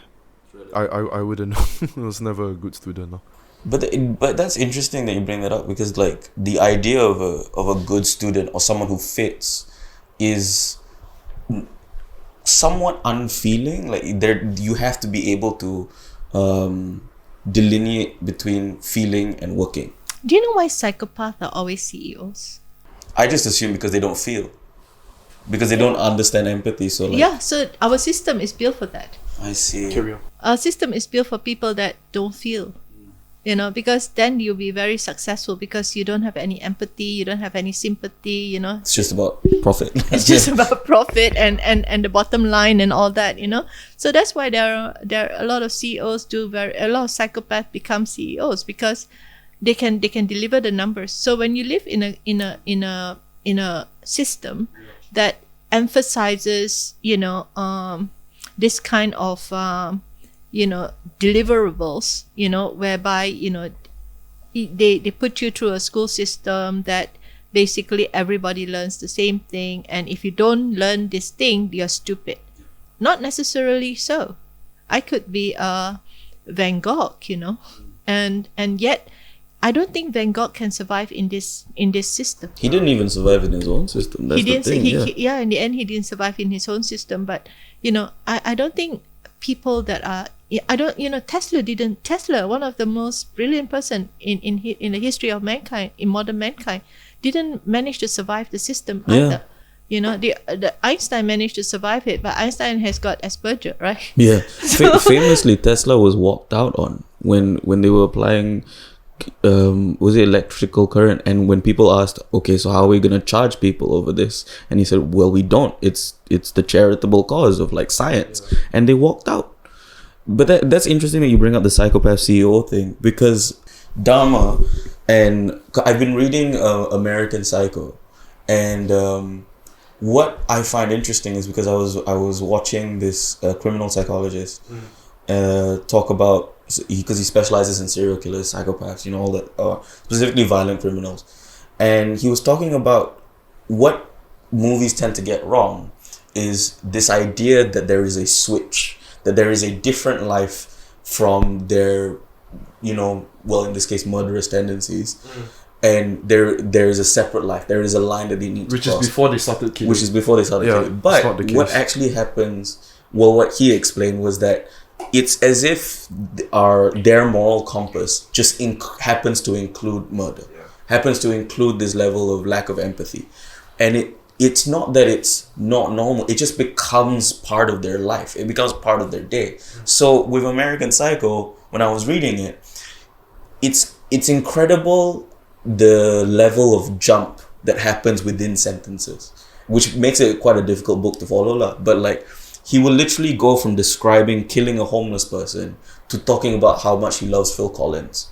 And it's not even a switch. It is directly opposite. You can see that in Charles Mason's interviews, Charles Mason's interview, how he switched, because he's got all these multiple personalities in him. And that's why I find personalities really interesting, especially personality disorders really interesting, because, the way that, like Jeffrey Dahmer, right? He does know that what he's doing is wrong. Yes. Yeah. He knows that. But he has this compulsion. And, the compulsion was not to kill. The compulsion was what? I think it was just to be held, right? The presence of... exactly. Yeah, and somehow... The compulsion was to have somebody... A companion who listens, admires, and validates him. Yep. Yeah. And also, he did not want the person to be conscious while he was doing that, because I would assume it's because of his whole life, he has also been afraid of interacting with people, social anxiety, right? So in his mind, he thought that if the person is unconscious, I will be automatically validated. Of course, the killings came because once you drug someone, that's already going to put you in a lot of trouble. So you have to kind of get rid of the evidence. When he was very young, I think around high school, he was already having dreams of killing people while having sex with them. This was dreams. Necrophilic. Yes, necrophilia. He was having dreams of that already. So if I were to relate him killing them only because he needed to get rid of the evidence of someone he's drugged, then I can't understand the part where he dreams about killing them. And then of course, you dream and fantasize about something long enough, it turns into a reality. I really believe that our mind is a very powerful manifesting machine. And that whatever, I know, and as cliche as this may sound, anything that you can imagine, you can achieve. Can I quote seriously. I'll quote my favorite, this is someone who really inspired me, Conor McGregor. You know who that is, right? So his quote, if you can see it here and you have the courage to speak it, it will happen. So it's basically what is the law of attraction, that book. Basically that same message. With psychopath or unstable minds like Dahmer, what happened with him is that he's been having these dreams. And these dreams, when we bring it into clinical perspective, is a technique called desensitization. So the dreams is desensitizing him to what eventually would come. And because my God. Yes. Yeah. And because he never had the opportunity, or he never had anybody to talk to about it. He never had anyone to talk to share this with. It was all in his head, and this dream just continuously desensitized him to the point where it begins to justify his actions. So he wasn't born a bad person. I mean, his dad was some sort of professor or something like that, right? But it shows how, the old style community where people are sitting around the dinner table and talking to each other is so important. Having the circle to talk is so important, because shit, if not, you don't know what is going on in your head. You need somebody else to look in and tell you, hey, that's a nightmare. Yeah. That's just a nightmare. That shouldn't happen. Don't worry. That's just your fear. You need someone to balance that out and To give check you you. that perspective. But he never had that. So he just kept going on, and this dream just kept growing and growing. And then when he hits puberty, he begins to mix this this dream-like state with his fantasies. And then because he was also, he was also gay, nothing against gay or anything like that, but it became a very, he can't tell the difference between. It became very twisted. He can't tell the difference between what is real and what is fantasy, Yeah. and what is nightmare, and what is a dream, and what is the moral thing, because his moral compass Yes. develops through his dreams. And the reason why it could do that is because he never ever had that social support. And that's why social support is so important for mental health. Because if you don't, half the time our thoughts is giving us some real shit stuff, It's a shit show up there. Yeah, there's a lot of stuff there, And if we believe everything there, like how he believed it, Yeah, you go that's crazy. that's going crazy. Yeah. And that's why it's important that we have this kind of social support in our community, in our system, to prevent this kind of things, so that there's no dark thoughts being developed into one. And same as S&M, right? S&M is like that too, right? Because you're playing out. I haven't thought about that yet. I didn't connect the dots. There was but this. yeah. There is this movie that one of my patients asked me to watch, and it's called Billions. Oh, Billions, the series, is The it? series, yeah. I didn't watch that. And it's about this guy called Axelrod who became a billionaire from nothing. And then there was this psychologist, and this psychologist and her husband was doing this S&M thing, which Oh my is God. kind of like, it's really, really like out there. Yeah. But the look from the psychological part is very interesting. Have you seen that drama Billions? series, Billions? I've seen episodes, but I've not seen that specific episode. When Jeffrey was very young, the parents said that the dad, Lionel Dahmer, said that when he was really young, he was a very extroverted, curious and happy, friendly kid. This was very young age.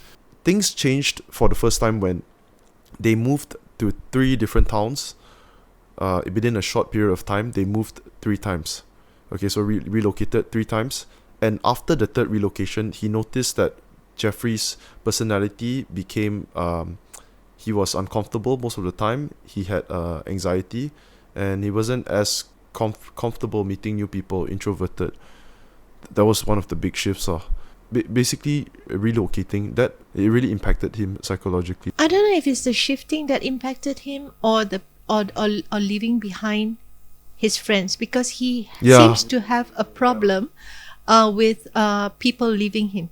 Yeah. He seems to have a problem with that. So I feel that it's more that, it's not so much the moving of the houses, but him having to leave his friends behind and his friends leaving him behind. And that's why when he killed, because he wants to keep them for a bit longer. And he keep those body parts because he wants to keep them with him, Not to mention, his mom also left eventually when he was about 18, I think. He was younger. He was 16. 15, 16, His mom left eventually with his other brother.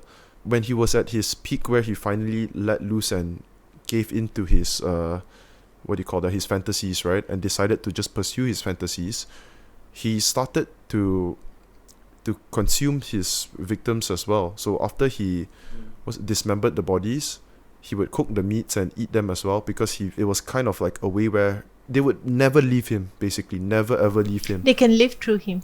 Yes, they can live through him. He said when he was having dinners at a table by himself eating the meat, he didn't feel as alone. There's one thing where people were talking about. I think maybe it was the media trying to. So this is like a codependency problem that went completely out of whack. And that's why codependency is an issue. codependency is an issue because this is the worst case lah, right? But it can lead- Codependency being that you are someone that cannot be independent. Okay. Which is what humans... But when you're forced to be independent, you always try to seek that independence, but then you always try to seek that companionship. Yes. But in his case, he didn't have anyone that he could seek that companionship with. Yeah. He didn't have any close friends. He Yeah. didn't have, the neighbors tried to be friend with him, but he was already so he was deep. already deep. Yeah. And also it's like a form of addiction, right? Like if you're playing, like if you're masturbating to like pawn the whole Mannequins day as well. or mannequins or whatever, then it is something like that, right? Yeah, no. It's the after a endorphin while, release. yeah. And he did try mannequins and stuff like that too, didn't he? Yeah, so you said he has no one to talk to. For the most part, he loved his dad, the dad loved him. They would have family time together as well, probably have meals. There's a video of them, hanging out during Christmas and having a very casual conversation with the father. So maybe it's not that he didn't have someone to speak with. It's from a very young age, early on, things got so twisted that he didn't know how to actually talk about them. I don't know about that, Brian. I think you can be in the same room with someone and still not have a conversation. Even though you're talking, you're not actually talking. A lot of those days, right, the relationship is very superficial. Have you had dinner? Have you had lunch? Do you want some? Those days, do you want today as thing? well. Today as well. Yeah. Today even more so. Yeah, there's even more a so. disconnect emotion. There's an emotional disconnect from your own kids, your own family members, your own siblings, your own everything. There's an emotional disconnect. Like, it's like people don't share their lives with others anymore. I know we might. A lot of my patients tell me that. I said, do you have friends? And they said, yeah, I've got friends. Who are your friends? They're all online in Discord. And they will stay up late, like they will stay up until 2-3 a.m. to be on Discord so that they can be with their friends in Discord. But that's not friends, right? Yeah. That's not friends. But that kind of alternate reality, life, is there's no difference between Jeffrey Dahmer's alternate reality life or drugs and the alternate reality life or being on Discord. Video games or Video games or video anything games. like that. Not necessarily video games. Sometimes they go on Discord without playing video games. Yeah. They just go and talk crap only. But video games is like the next level. You're actually in a different world. You've got a goal in that world. Your goal is to hunt, some monsters and all. And now with avatars and all that, and we like our avatar better than we like ourselves. Oh yeah, just like you like your face with a filter, then you like yourself, right? Exactly. Oh my god. So why would I want to be here in this person that I don't like when I can be there in that person that everybody likes? Yeah, I can post a photo with the perfect angles, the perfect background, and perfect dress myself filter. out in the best skin and Yes, whatever. best clothings. Yeah. There you That's go. really interesting. There you go. So I think this is not going to stop, this trend. But what really scares me these days is the fact that so many people now are autistic. Now, autistic in terms of my definition is someone that cannot function in the real world, cannot be independent, cannot take care of Is themselves. this something that you are born with, or you can develop it as? Partially it is genetic. Okay. Partially it's genetic, Yes. but not environmental plays a big factor as well. I'm so when you say autistic person, right? I don't know why I'm not, because I'm not familiar with it. I would associate it with something with like a person who's dyslexic, or a cross between dyslexic and Down syndrome. Something like no. A lot of autistic people can be very, very intelligent in one thing. Like they can be a fantastic pianist, but then they can't do anything else except play the piano. Does their physical appearance, is it just like everyone else? It's just like us. Okay. There's no difference, but they just can't function. They just can't function in on so many levels, and these are the people that often will take drugs because they have that perfectionist tendency, or they have the escapism, and then they will end up taking drugs. So that's why it's so important, I feel, to get your child diagnosed early Yes. for ASD so that there preventive measures can be taken to prevent this child from growing up and then later on having to deal Suddenly, with the consequences of not having a proper diagnosis and early intervention treatment. Crazy, right? You mentioned a study shows that today 1 in 44 children are autistic. Yeah, 1 in 44 is genetic. And there was some studies in Brazil that says that for Brazilian children, maybe half of them will be autistic by 2025. Wow. Now, here's the implication, right? This is what really scares me. When I think about if half the population of a country or the world is non-functioning, Yeah. what's going to happen to the economy? Who is going to take care of the family, Yeah. Think about the homelessness. Because a lot of homeless people, they are autistic. Yeah. Or they have some sort of damage to their brains. Maybe some mild autism as well. Yeah. Mild autism, I think a lot of them are high on the spectrum. Could you tell me some of the very common symptoms of having autism? Cannot Focus. No. Very, very bad in forming relationships with people. Okay, social cues, they are not good at reading them. No social skill, not very, very little social skill. So imagine a world where half the population got no social skills. Yes. Singapore lah. Sorry. I'm so sorry. Yeah, Singapore, is starting to look like that, right? Yeah. And then another thing with the autistic is that they tend to be very stuck in a pattern. They can tend to be very stuck in a routine. They don't they're very sensitive to things like lights and sounds and all that. Like no autistic people is going to sit here with the lights shining at them. Zero. Okay. So what are there any evidence, or what does the research show, or where does it point to that is the cause of why heavy metal. Wait, are you talking about music? Metal. Huh? Music? No, not music. Heavy metal. I'm talking about minerals, heavy metals. Okay. Minerals like aluminium, like lead, like mercury in the environment. If you're talking about the last 10 years, right, one thing that has been drastically that we use so much more compared to decades ago is technology, which is phones. Phones is number one. EMF.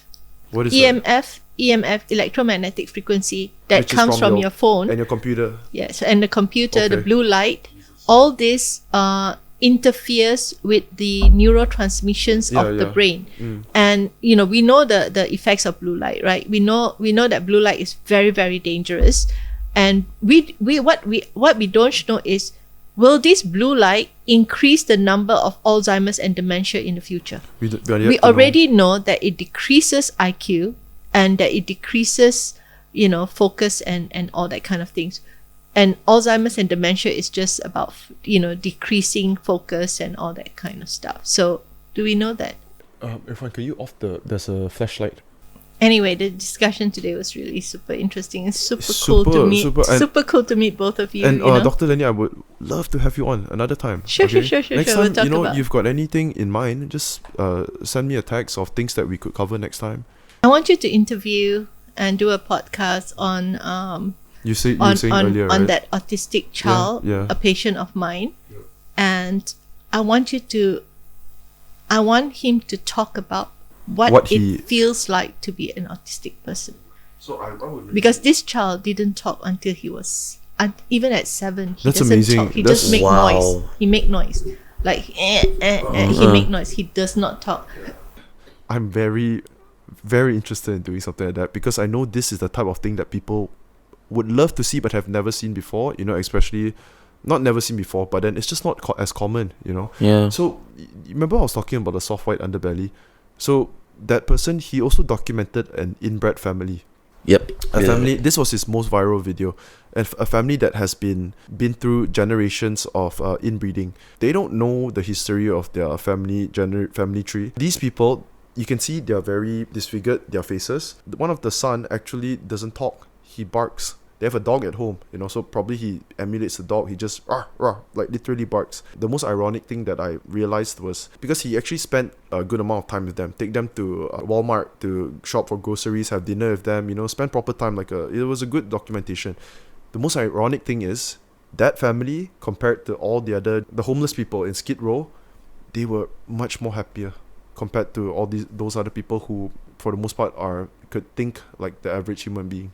I mean, yeah, inbreeding and all that, that's such a big topic, right? I mean, in Malaysia, in certain kampong, that's a big problem, yeah? But we are not aware of it because people... A lot of people are aware of it, but we are not aware of it because you're in KL and you're living in the urban area. You don't see how bad it gets. That's what I realized, like, but also, right, because of how advanced we are and the information flying everywhere, right, we wouldn't be able to see something like this like years ago, you know. At very most we'll take a picture, you know, but now we actually can see, there's recordings of like just talking to them and all. That's why I thought about this when you brought up, you know, having an interview with an autistic person, because you can get into so much more detail and understand much more of their minds. I think one of the better issues to talk about also is incestuous relationships. Incest, you mean?